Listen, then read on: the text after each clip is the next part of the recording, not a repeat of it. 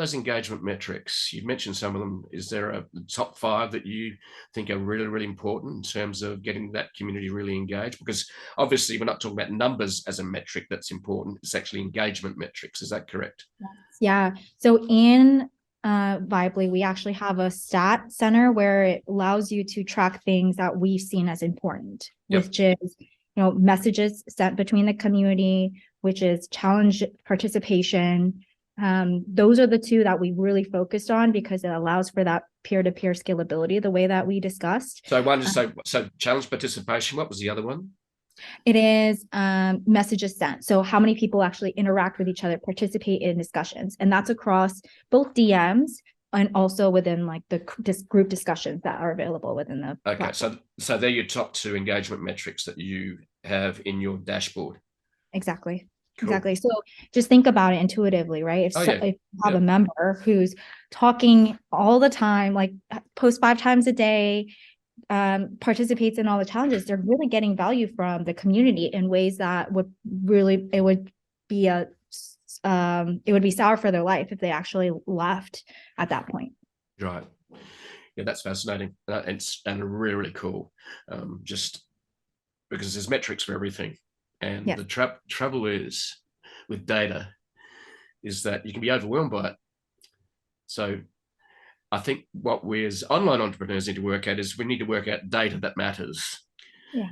And data that, and I was interested talking to someone else the other day on a podcast here, and they said that they would recommend 2 types of dashboards. This is more for enterprise level than anything else. In other words, you want the big view, and then you maybe want a more granular view dashboards. In other words, can you create a dashboard that gives us a big picture, which is more for the executives, and then you've got the other one more for, I suppose, people that got to look after the detail every day. So, right. So, what I'm curious now about, because I use the word curious all the time, it's overused. I need to find another word, really. So, you've built it. You start to get critical mass. Did you go to market to sell, or you got approached? Good question. So we actually had a Series A term sheet, and we were thinking about whether or not we should continue to raise more capital since we were growing. And this was before kind of the market downturn. And then because the valuation was like good, but not something that I was particularly, just off the walls happy about, that's when I started entertaining the offers that came to us. So we did get our first offer just from our, the people in our network who had seen Vibley grow and had heard about us.